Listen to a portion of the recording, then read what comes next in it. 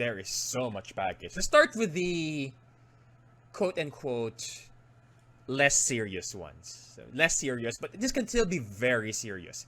Sialorrhea. So when we say sialorrhea, we mean, basically it's a fancy term for hypersalivation. Rhea, so secretion, right? Sialo, saliva, so hypersalivation.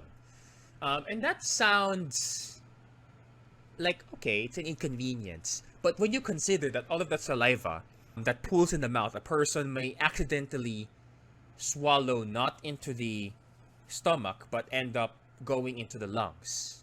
Remember, saliva, there's lots of bacteria in the mouth, your normal flora. That goes into your lungs. We call that aspiration pneumonia. And the pooling saliva can keep your mouth like super wet. The term they used was macerated, which really sounds, it's on par with moisture, like over moisturized. Basically leaving your mouth a very conducive environment for bacterial growth, leading to skin infections even. So it might sound like a minor inconvenience, but if you just leave it like that, it can get really bad. So actually here in this photo, I have actually laid out strategies that you can counsel patients on when they encounter the side effect. I have actually seen service users gaslighted and have their problems belittled when they complained about Sialorrhea. So please take this seriously.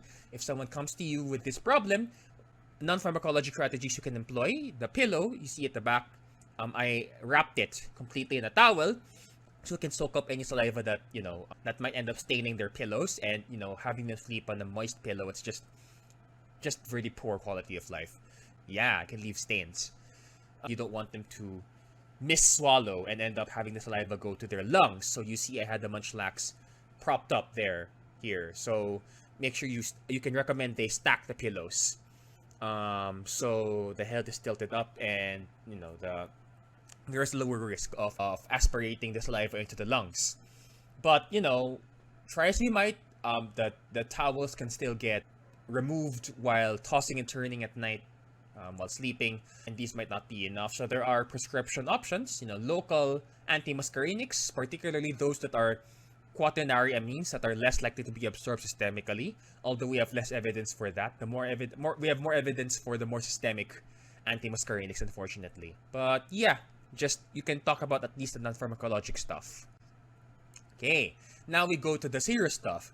Clozapine has like a total of 4 black box warnings, but that doesn't even encompass all of the serious stuff. Okay, so we can go through the black box one stuff first.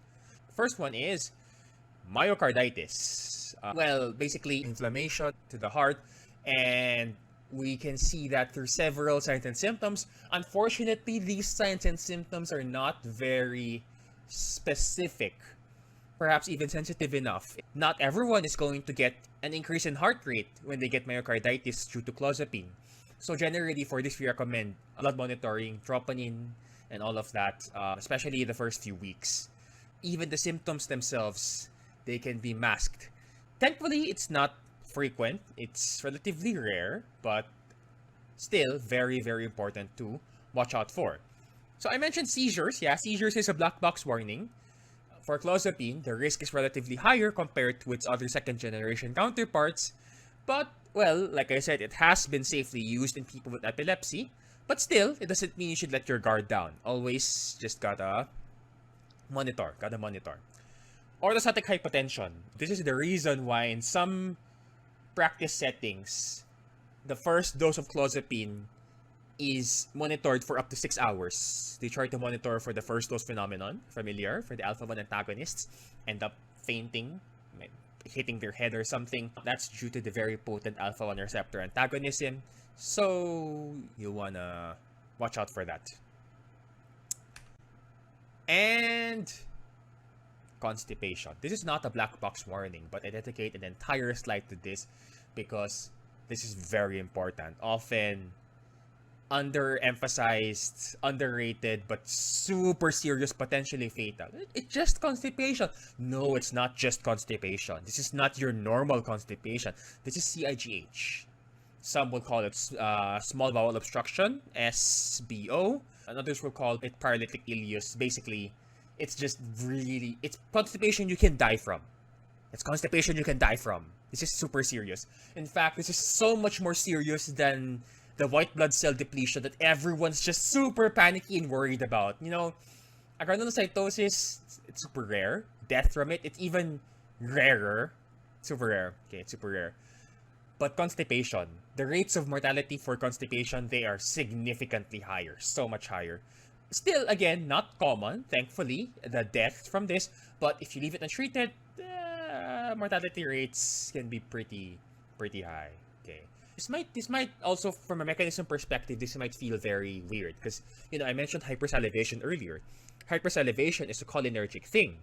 And that's because clozapine has a metabolite called norclozapine. Norclozapine is a M3 receptor agonist. So that could lead to stimulation of salivary gland M3 receptors. And clozapine itself is an alpha-2 antagonist, and that might lead to antagonism of the alpha-2 receptors in the salivary glands, leading to hypersalivation. So, but at the same time, clozapine, the parent compound, is in itself a potent antimuscarinic drug. Very potent antimuscarinic, and that's where the constipation comes in. And this can really kill.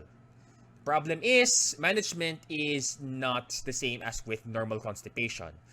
Please do not give fibers. Okay, think of it like, my analogy is like relleno. So think of it like stuffed. Any stuffed food, it's like already stuffed.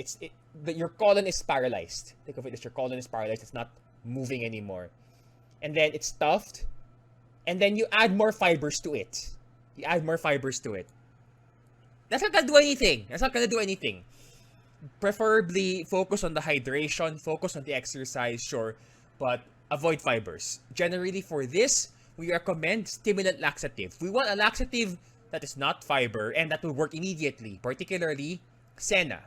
You might have seen in the so-called polyuria protocol that they use docosate. Okay? And one of the people involved with that clinical trial, the only reason that they used docosate was because at the time, the only available formulation that was funded was a combination of senna and docosate. But there is a clinical trial that has shown that docosate generally does not work even for normal constipation. So stick to senna. Recommend senna, okay, for this. There are some that even recommend prophylactic laxatives, but that's a discussion for Clinpharma. So anyway, yeah, please take the constipation super seriously. Take it very, very, very, very, very, very seriously, right? More so than agranulocytosis. Okay, yeah, it's a big deal in the US and in the UK, but, and you know, here, I mean, you know, again, don't let your guard down, okay? But here, there are a lot of people who take this drug at an outpatient basis and they're not monitored. So in the US and the UK, they've really like to monitor white blood cell count, like weekly for the first few weeks. Is it very frequently, because the boogeyman scare, I guess, from the initial trials in the 50s. But actually, compared to constipation, this is a lesser concern overall. I mean, don't let your guard down, but yeah, still watch out for it. In case you're curious, one of the currently leading hypotheses about how this happens for clozapine specifically is, you know, apparently neutrophils release hypochlorous acid, and this is one pathway by which clozapine is metabolized, and it is metabolized into relatively unstable nitrinium ion that may be toxic to neutrophils themselves. Kind of weird, but yeah. You have to consider there are also people who have what we call benign ethnic neutropenia. So those particularly Caribbean, African American ethnicities, they at baseline they have lower white blood cell counts. So if you monitor their white blood cells, or in the US they use the absolute neutrophil count, they will have lower counts that might show up as neutropenia, but actually their baseline white blood cell counts are already low, because that's just how it is. That's why it's called benign. Oh yeah, just a side note for clozapine. Before you conclude it doesn't work, this is one drug that we generally recommend therapeutic drug monitoring for, TDM. So you do blood levels. Unlike with the other so-called antipsychotics, with clozapine, there is a minimum of about 350 nanogram per ml minimum before there is a good chance it will start working. And of course, given the drug interactions it has, it's also important really to check serum levels. Very important. COVID, another psychopharmacology COVID collab. Dr. Shabanji et al., they found that those who were diagnosed with COVID, they experienced transient reductions in neutrophil counts, which might end up being flagged again by the super strict white blood cell monitoring systems in the UK and the US. So if your practice settings have those systems in place, check if COVID might be the reason for their neutrophils going down. So that's something you want to watch out for before stopping a very helpful, potentially life-saving medication. Alright, one last memory aid for the so-called antipsychotics, this time on the side effects of Clozapine. Well, at least the particularly standout ones. And no better way to remember these than using the name of the drug itself, Clozapine, starting with letter C. C for cholesterol, because again, highest risk for metabolic side effects. You have L, this one works really well in Tagalog, L for laway, because Sialorrhea, really distinct for Clozapine. It happens in the others, but a lot more with Clozapine, because of the norclozapine metabolite and all. O for orthostatic hypotension, so standing up suddenly, you get dizzy, you might even end up fainting, especially with the first dose. Z, 0 EPS and 0 suicide, because basically near 0 EPS rates, prolactin elevation, and reduction of suicide attempts. A would be for agranulocytosis. P stands for puso. That would be myocarditis. P also for pneumonia, with the Sialorrhea and all. Clozapine would have a higher risk for aspiration pneumonia. I for ileus, paralytic ileus, small bowel obstruction. Clozapine-induced gastric hypomotility, so the potentially fatal constipation. N, insulin resistance, so also part of metabolic side effects. E would be epilepsy. Antipsychotic polypharmacy, if you haven't tried Clozapine, then my question is, why though? Why? I've seen so many people on this, and then you check their medication history, they've never even tried Clozapine because we're so paranoid with Clozapine. So again, Clozapine works as long as you know how to use it. Okay, so why resort to a very cumbersome medication regimen when you could just try Clozapine first? I mean, after Clozapine doesn't work, if you optimize everything, then yeah, that's a different discussion to be had there. But if you haven't tried Clozapine, why though? Right. And the others, just skip. No time, don't care. Just a big headache, not worth it. Okay, just study them for your trivia contest exams or whatever. It don't matter for clinical practice here. Okay, for non-pharmacologic management, just a bit of an overview. We do have some non-pharmacologic interventions, but still, mainstay is meds. You cannot have these without meds. Meds are still generally first line. Right. Just a quote from Dr. Joseph-P.I.N.E.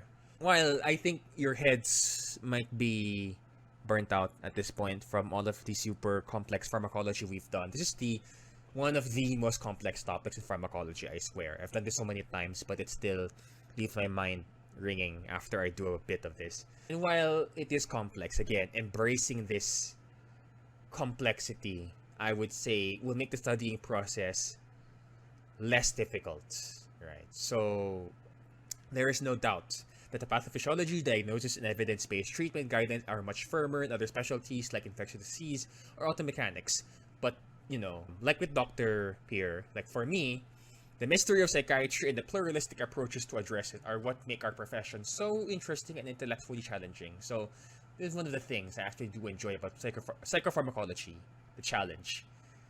Or maybe I just like suffering, because my second favorite topic is cardiovascular, and that really does say a lot about how much I enjoy suffering.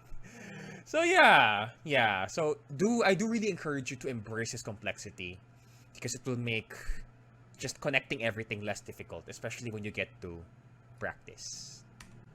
Alright, so these are the references. It's a lot of them, and I wish you all the best. Not just for your exams, but also eventually you will encounter people who have been taking these for a long time or will take these for the first time, I hope you will be able to guide them properly and rationally on this. And the next time that you may encounter someone living with schizophrenia, serious mental illnesses, I hope that you remember beyond their condition, while they may be struggling with their condition, at the same time, they are more than their condition. So I hope that you would treat them not simply as an illness to be managed, but as people first. And you will be surprised that what they would be capable of, should they be able to receive quality care, same as everyone else, that they would be able to achieve far greater than what our preconceived biases may limit them on. Right? So, till the next fit.